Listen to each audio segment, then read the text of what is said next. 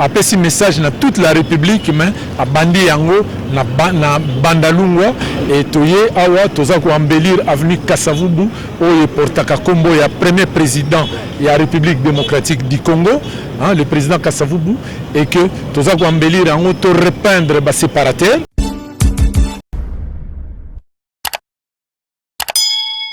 Malgré place Ngobila, ba parents eux ba responsable bazo teka nzinga awa bazo bengana. Ngobila akocha bango wa pipo azo koma place Ngobila propriétaire ye awando koma awando tambola ando lekawa.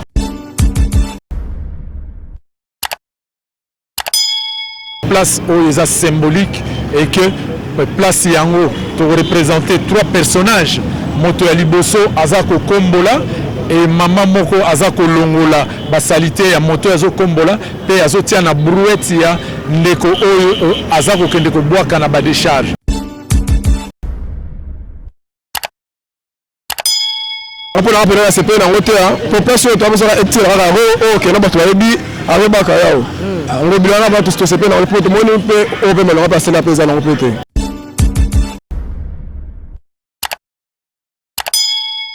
Précisément à na Bandalungwa. Pour na zape moi na Bandalungwa ezala ngo permis azape gouverneur ya mboka. Aza nota ba vila Kisasa ngobile gars tourbillon. Aza moi na Kisasa mobimama, aza na famille na Bandal na Selemba na Lemba na Kimbate de partout. Na il faut ba monument ba kombo ezala.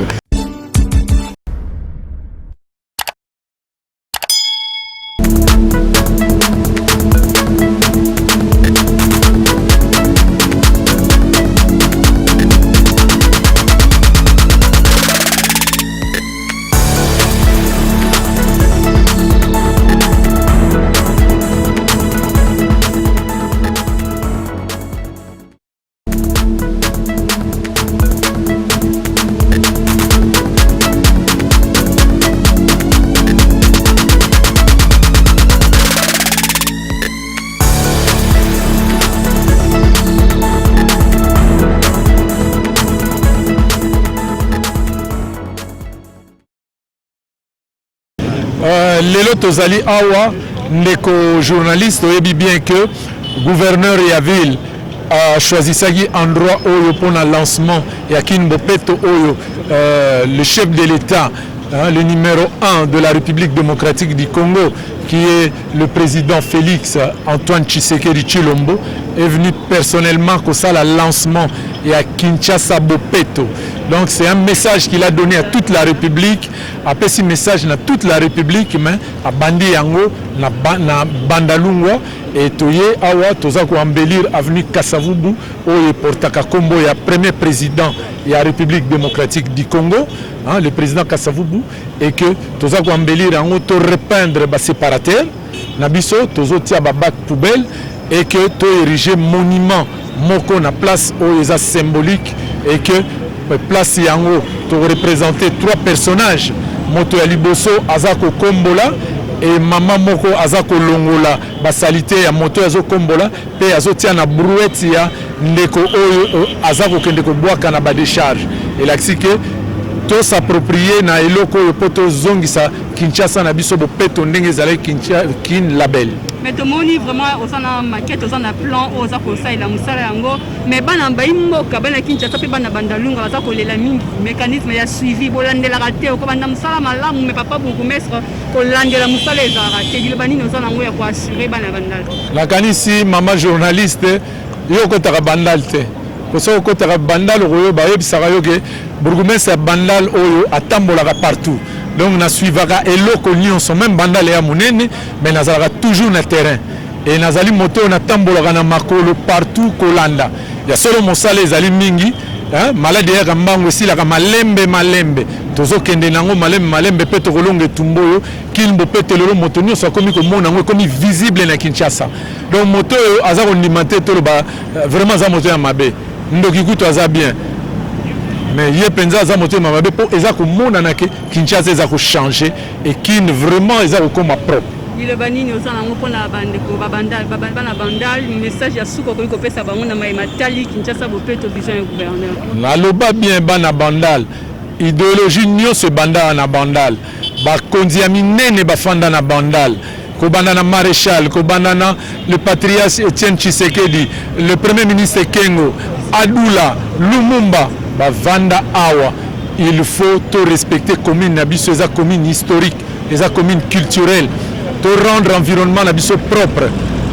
Propriété wan etali yo, etali ngai, etali ndeko nyonso. Na yango botia maboko, polémique mabe, mais mosala liboso. Mbote na bato bozolanda biso partout dans le monde, un grand merci parce que vous êtes toujours fidèle à Kolanda STV Congo News parce que Télébino Masolo et Sika tout solo la vérité parce que ah tozali na kasa commune ya Bandalungwa Bandal séparé na bi ke bana Bandal nyonso bazali ko tala pe bazali ko sepela ya komona image oyo déjà projet pesami awa na rond-point Bakayabu ozo koma rond-point Ngobila déjà bana Bandal séparé Pendant que Bandana Pessi, merci beaucoup à Oscar Maritou Oazali, grand jogo de Chine et pourquoi pas à Océan Moukoko Balobi, charge à Belgique. On a Pessi, un grand merci à Amigo Ngombo, Babi Motema Olivia Ngombo depuis Paris, célèbre Mokonda cette commune. Je pense que merci aussi à mon papa, John Lili Atala, enchère et annonce Oazala toujours, on a dit et pourquoi pas Gisèle Mouziki, la femme forte de Paris, Odette Mouziki, Bango Toubaza. La biso Klaboboula, mignon garçon de Paris. Lelo, tous dans la commune à Bandalungwa, je pense que Bilomoro déjà, vous allez comment déjà na bainser na biso comment le bourgmestre de la commune à Bandalungwa. Bana Bandal na bi que vous allez fâcher, pourquoi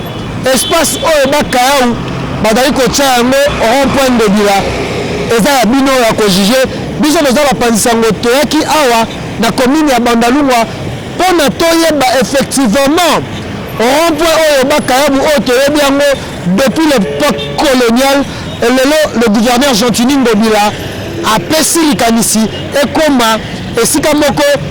touristique place batbarolien tout le monde a rond-point sur le gola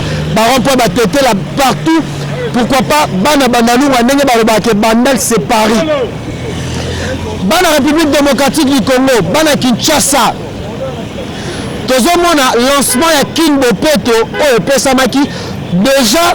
na ba commune songole déjà tozomona ke lancement ya Kinbopeto mais lelo tozana lisolo ya bana ya Bandalungwa oyo rond-point Bakayabu oyo ezali na sima na ngai je pense que bokomona ngo na bilili ndeko na biso Francis azoli biso déjà ba sœur bino bolobi parce que biso dolobaka to solo la vérité émission oyo tozana biso teke ni contre ni pour toza une église au milieu de village. Est-ce que bana Bandalungwa bolobi nini ke bozana besoin rond-point Bakayabu et comme rond-point Gentini Ngobila. Bomoni na ba market wana déjà balobi ke busala oyo travel oyo kozala pona 5 mois. Déjà ti fin décembre le gouverneur Gentini Ngobila akopesa etika oyo kitoko alobi akosuka kaka na commune ya Bandalungwa te ba bourgmestre nyonso oyo bazali na kati ya masolo ya Kinbopeto toyebi kende toza na ntango ya elanga bandeko tokoluka mpe tozwa mpe bana ya Bandalungwa mosusu na bainterview mpona boyeba ke est-ce que réellement bisika oyo mpona tata mokonzi Félix Antoine Tshisekedi ndenge ya ndimi baréhabilite rond-point oyo Bakayabu mais na kombo oyo bakopesa rond-point Gentini Ngobila est-ce que bino bakinois bino badiaspora bana mboka oyo boza libanda ya mboka est-ce que bokosepela ke bisika oyo ezalaki rond-point Bakayabu ekoma rond-point Gentini Ngobila tolobaka te eza radio te tosolola yango merci na bana Bandalungwa nyonso oyo bokolanda ngai parce que nayebi ke biso tosolola vérité tolingaka mingi bino nde bayi population bino nde bachère internet oyo bolandaka biso boyeba kotiaka bacommentaire na bino parce que tolobaka yango bandal séparé ngai moko mwana Bandalungwa yango bomonaki nazalaki en personne awa na esika oyo nayaki mpe ngai moko te na ndeko na ngai Francis toyaki mpona toyeba projet yango tellement tozalaka mpona kokommunike mpona koinforme biso toza bato tozalaka na presse en ligne nayebi ke bana ya poto ebele bana ya Bandalungwa lokola Patrick Kauzi bakolanda biso lokola baza ebele bamieke kamba Air France bagabana kamba bayambala mokobe boza ebele bana Bandalungwa ba Amigo Ngombo boza ebele Bouterezi papa Boubou boza ebele bolobili pour la place oyo bakayabu ezali ko changer combo bana bandalunga boza partout na bi ke bo s'abonner pe na STV Congo News bisiko bo remona émission na bino to solo la vérité parce que vraiment makambo bebi bobi que journaliste na bino intelligent de la presse yango tozali ko continuer bo ko maloba oyo bourgmestre ya commune ya bandalungwa alakisi déjà eloko yango ndenge nini kokoma. Mais avant tout, il faut que je appelle Bana Bandalunga. Donc, je Bana Bandalunga, je suis dans un de Komoko, Tozana et Awa, Tokolukato Solane, Azali Pemona Bandalunga, Mbotendeko Mopantisango. Kombo Nani, parce que Badiaspora, Bazali Kolandayo, Kombo Nani. Kombo Langa, Abraham Menaya, mais les grands gourous de Selembao, notable de la ville province à Kisasa, eux, les comité à Kisasa, Bajem. Binombe ya kisasa baosala ke kisasa la pezala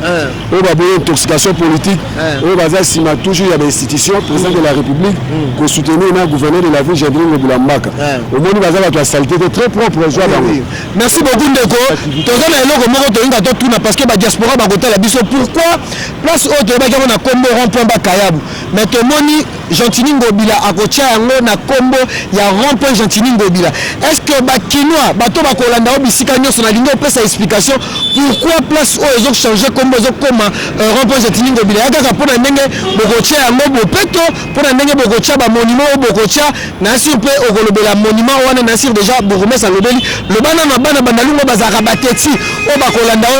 na réseaux sociaux likambo kiteti ezate likambo kiteti yango tiki ba jeune bele ba paraissé surtout côté ya batuke il faut ko accompagner ba kulutu pour que déjà bénédiction pa nzambe pour qu'il le ba kombo ya ba Sainte Marie ezalaka ba Simon Pierre ba Yohan pourquoi pas peu comme moi Gentini Ngobila tikala awa na histoire ya République démocratique du Congo en général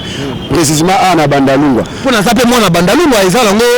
permis azape gouverneur ya mboka azan notable ya ville ya Kisasa Ngobila gars tourbillon azan moi na Kisasa mobumbama azan na famille na bandal na Selembao na Lemba na Kimbante de partout na il faut ba monument ba kombo ezalaka tant atie propriété à pesi kombo kombo wana kotika la lobby bana ya bana so ba komona yango donc eloko esalaka force ya bato za reconnaissance so toni ba diaspora ba wenso na bamboka basaba vivara bien wenso vivara bien pour nani pour bamboka na ba respecter un cimetière na monument biloko mi balega de faire développer bamboka parce que bangunza ba grand étape ya ville ya Kisasa parce que pour le moment ngai na zo représenter communauté Mekongo na ville province ya Kisasa ba Mekongo zelo kwa histoire ya bantuka Congo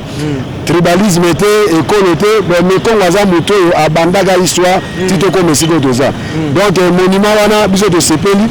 bakopesa rond-point kombo ya Gentini Ngobila des forces na biso bakinois. OK. Merci beaucoup ndeko. Je pense que bilo ma diaspora, bilo bana bandal c'est Paris, Gentini Ngobila pe mwana ya bandalungwa c'est Kisasa. Mwana biloko wana ya Rolanda. Au moins il faut tonga mboka coronavirus était ibiso. Soit médical na porte za sous traitement comment tu vas soin a. Mwana mboka Olive Lembe Kabila asali hôpital wana kana mboka koswa. Nous avons appelé maman Denise Nyakero avec qui avait d'action sociale mboka koswa. Donc le comme il boke mokotobo une intoxication politique ya expatrié na occidentaux o ba la division la tout monde pour na bolamu na bango donc lelo makambo bandali Paris pas question bandal c'est Kinshasa kini malebo kina banka bandal c'est Kinshasa qui vous peut zozongi ça Congo label kin label corona te biso munamta bonsa na kona yo mona de corona ba ba suba poto to ba soto comme la biso to la yo to la no masque to sur la calme donc force naturelle en Nzambe protéger biso bato biso c'est un message na bana bandal bazola ndo Oscar Marie le grand Diogo bato baza ebele bamiake kamba bana banda lebele ba Patrick Auzi baza ebele ba Holanda yo pesa message Oscar Maitu Patrick Auzi bana banda tout ba Wilson ba Jibe Piana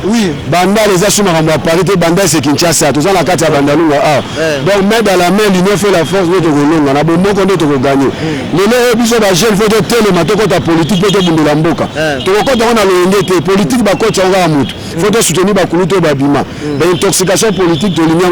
donc bandalunga c'est Kinshasa donc c'est la biso de place wana place des artistes rond-point wana na histoire banda so jogo wana nani masa jogo nani Oscar Maritu na Chine on a ba projet malamu so ka yefa mona nga les grands méthodes de ville Kisasa aromona ba Otis aromona ba bazaza bele ba mili bazawa biso tona besoin de rond-point mola wana place wenge pe bosala ngope mwa ndenge bosala awa na place oyo bandala wana moke partout tokotelema main dans la main mosapi moko sokolaka elongi te contribution ya motu nyonso tokosala pour que bandala na biso etombwama oza comprendre na lokwa bana mai bada na mikili po mikili eloko ezalaka nango sukuna te ezalaka repos kolia frite na baintimidation bilamba mpe bilamba ezali baya babeti teni ana ndenge ya moke teni ezali balati teni euti mali balati teni donc complexe ezalaka su te mpo kuna so clime ezalaka mpe clime eza mais baya bakendaka koluka kanda baya bazalaka nango ezaki mpo awa mwa baactivité eza mpenza te vie sociale bato eza mwa médiocre mais ezosenga sikoyo tozwa conseil professionnel totelema nsima ya président de la république nsima ya gouverneur de la ville pour que toya koinvestir awa na mboka na biso oyo nde eza ya biso kisasa ya bankar voilà yango moni me bamobulu na bakisasa eza nango so na baimpact te bakomi mosusu baya bakenda so na mabuzo bana mpo tocomprendre bato ya mbongo bazosoloka bamarche pied omoni bamarche pied so biso tobundi bango bazwi bana batangaka na poto bana bakenda kovanda kuna na die merci korona ekoteli bango kuna so bakoma ozonga bamboya so bamarche toboyi lokwa tokoti na démocratie tokoti na baélection tokosoutenir bainstitution tina suka baya mikili boya totonga lar ezali bozambuyaka te mpe makambo eza boya bobenga yaya ope bacontact baprojet bavision eza ebele tokozwakala ya nyamama bafulu ezanga babalar so oza partenaire officiel ya gouverneur ya ville awa tomona déjà bachino bokendaki na bango na limité déjà bango nyonso wana te tolingisi biloko ate bato ya mboka mpe batonga omoni biloko wana so otuni meme bajama lelo eza mpeka bafimbo ya nzambe na ndenge afo te bafimbo ya nzambe mpo biso na so fo tosalisana main dans la main omoni abi congo eyotonga bayekunda bamabulu toza na ka kokolo awa toza na génie militaire esaza prince kitoko koleka bato wana bazala etida mabele ya ndenge bamboka na bango nzambe akeli mokili na kolo mundele ndaka bula ke na biteni donc ekolo na biso Afrika na misoso na sosa poto baza différent construction na biso na bazaka différent donc baya botangi na mikili boye yambe to sala ba entreprise to investir na mboka na biso vrai problème eza yango na ba patisa ko banda hotel ya rabat mais to ko mona za internet mutu atalaka ko kinganda ya fingi indiscipliné to misi image indiscipliné biso ba kinwa to misi image moko ya kimandiatisme na lelo bana mikili ne baza bongo bayo comprendre idéologie na indusa la reza wa masekité. Merci beaucoup na Francis parce que conception to sur la vérité eza mission na bana Oscar Maritou grand jogo de Pushine John Lili atala en chair et en os amigo Ngombo motema ya Olivier Ngombo bamieke Kamba place oyo place Ngobila mwana ya Bandalunga bandal c'est Paris tokoluka sikoyo tosola atana mwa bana ya Bandalunga balobi nini mpona likanisi oyo Gentini Ngobila pesi. Merci beaucoup na Francis conception eza matata mingi.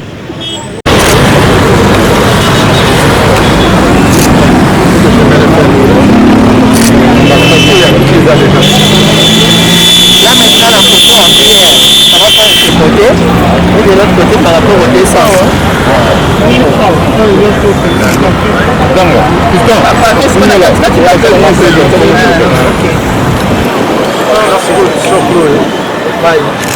changer la route.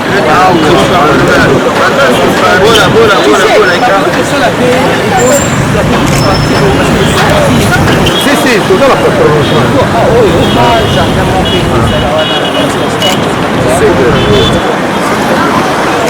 ah ça c'est de l'eau. C'est pas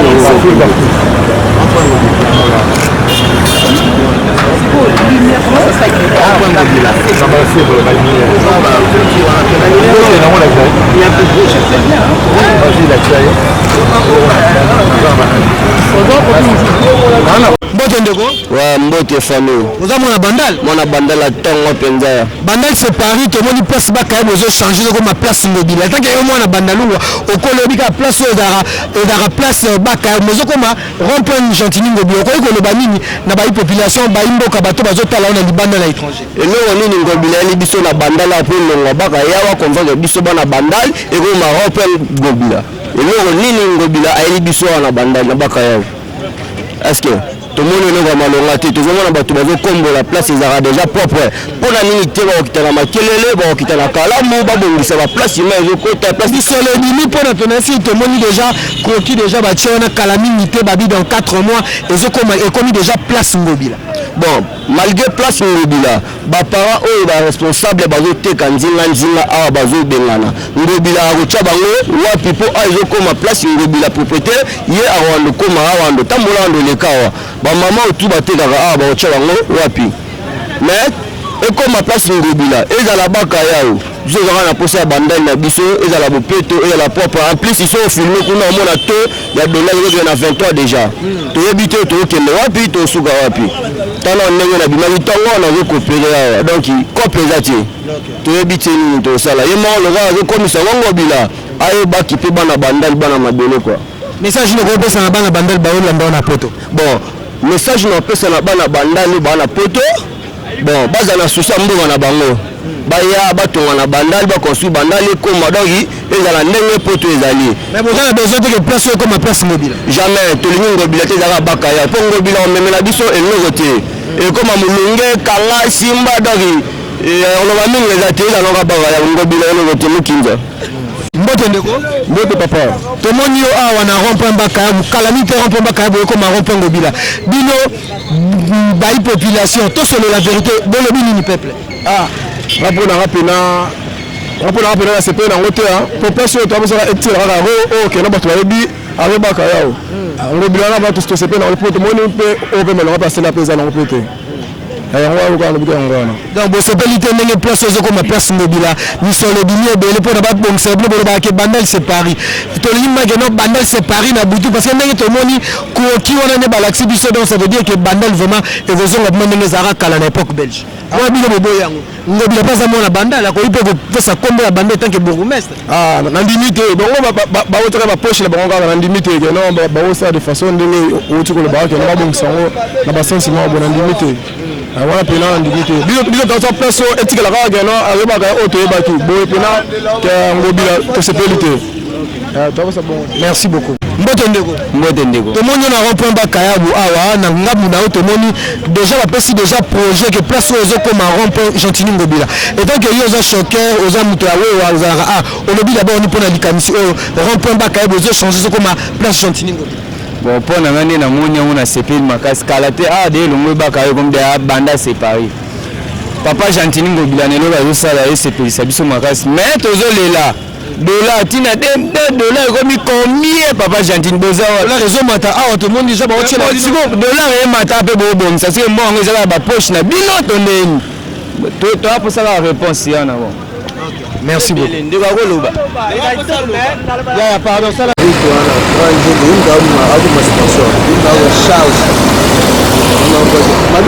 merci beaucoup bayi population to komi na suka merci beaucoup bato tout bozo tala biso na diaspora merci na Jo Lili atala en chair et annonce merci na yemoko babengaka Gisèle Muziki merci na Odette Muziki merci na Jolicia Sampi parce que oza ba concept à Sikato sur la vérité émission na bino ozali kolekana toujours na STV Congo News lelo tozaki na visolo ya bandal séparé ndenge place bakayebo ozali ko changer et comme on a comme rond-point ngobila donc bodi que rond-point bakayebo ozali ko changer na sur boki bayi population bandeko ya bandalungwa ndenge ba intervenir pona lisolo oyo kala minute parce que bana bandalungwa lobaki bandal séparé et loko Gentini ngobila azali ko chela bango Gentini ngobila pe mwana ya bandalungwa mais bandeko balobi oh neso moto neso alobi na interview et ça dépend oh azali komona biso to solo la vérité to kitaka toujours na terrain pour na toyeba avis ya population toyeba avis ya bandeko eloko ni bazolo ba peuple balingi nini bandeko balingi nini place oyo boyebi depuis l'époque coloniale place rond-point bakayao oyo lelo pe bato baloba yango bakoma ba rond-point bank ndenge ezalaka mais toyebi yango na place bakayao rond-point bakayao bana poto tout oyo baza na poto me bato baza na Kinshasa na lelo tomoni le gouverneur Gentini ngobila aye alobi ke bisika oyo eza lisusu place kombo rond-point bakayao te ekomi rond-point Gentini ngobila bana ya bandalungwa balobeli bapesi bavi na bango mpona mpe biso bapanzisango tolobeli mpe ndenge makambo oyo tozali komona me ya bino bojuge parce que conception na biso ya sika tosolo la vérité tolobaka nyonso tobombaka eloko te mpona boyebango tokomi na suka parce que bolandi bomoni bourgmestre akomi na bandalungwa ayaki deja koinaugure alakisi biso déjà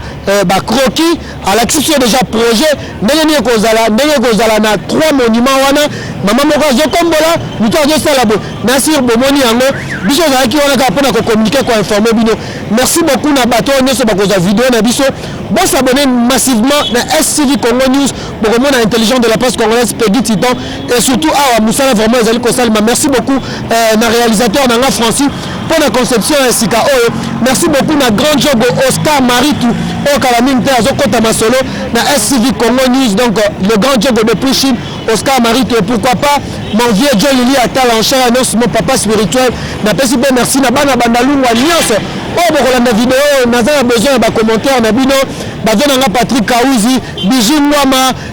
Piko Shaumba Medo Shaumba Junior Shaumba Shimani Longa boza ebele bana bandalungwa oyo vraiment bozolanda biso grand pote japonais okito bana bandal oyo vraiment bolingaka biso boluka vraiment boconnecté bozala connecté mpona botindela Peggy Titan message na pesi bino merci bozala toujours wana parce que bozala jamais déçu. Merci beaucoup na équipe oyo accompagné kinga. Merci na Francis, merci na Judith, merci na Yemoko Jolicia Sampi, merci na bato nyonso bosabonner massivement vraiment bozala jamais déçu. On se retrouve à la prochaine émission na bino to solo la vérité avec Peggy Titan, le parallèle intelligent de la presse congolaise.